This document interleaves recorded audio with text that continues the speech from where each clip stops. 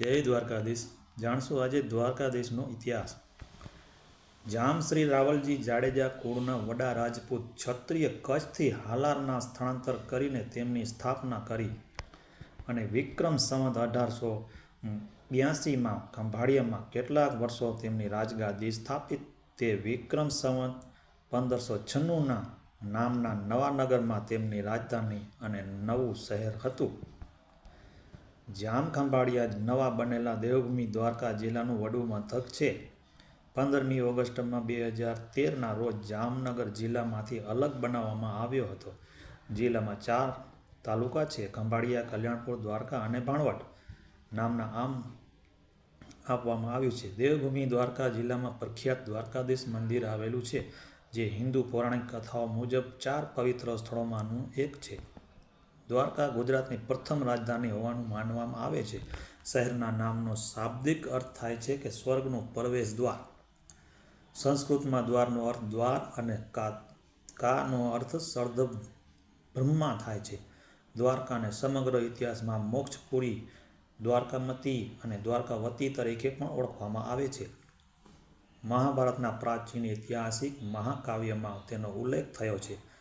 દંતકથા અનુસાર મથુરા ખાતે કાકા કંસને હરાવીને અને હત્યા કર્યા બાદ કૃષ્ણ અહીં સ્થાયી થયા હતા.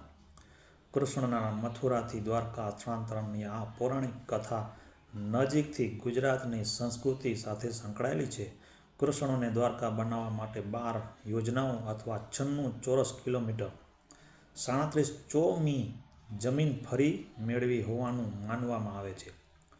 પુરાણો દરમિયાન દ્વારકાનો અર્થ દ્વારકા આર્ય દ્વારા સૌરાષ્ટ્રમાં રાજધાની તરીકે સ્થાપના કરી હતી. મથુરાથી સ્થળાંતર કરનાર યાદવ જ્યારે શહેર કૌશાલથી તરીકે ઓળખાતું હતું ત્યારે તેમના રાજ્યની સ્થાપના કરી હતી. આ સમયગાળા દરમિયાન શહેરનું પુનર્નિર્માણ કરવામાં આવ્યું અને તેમનું નામ દ્વારકા રાખવામાં આવ્યું. મૂળ લોકોની મૈત્રીપૂર્ણ વસ્તીએ પણ કૃષ્ણને દ્વારકામાં પતાવટ કરવા માટે પ્રેરિત કર્યો. જ્યારે તેમણે મેઘના રાજા જરાસંઘ સામે લડ્યા બાદ મથુરાથી પીછેહઠ કરી. આ રાજ્ય યદુવંશી સામ્રાજ્ય તરીકે પણ ઓળખાય છે. ઉગ્રસેના દ્વારા સ્થાપવામાં આવ્યું હતું. તે પછીના શાસક કંસના પિતા અને બાદમાં કૃષ્ણ વિકાસ પામ્યું હતું. એવું કહેવાય છે કે કૃષ્ણ બેટ દ્વારકામાં પોતાના પરિવાર સાથે રહેતા. દ્વારકાથી તેમના રાજ્યના વહીવટનું સંચાલન કરે છે.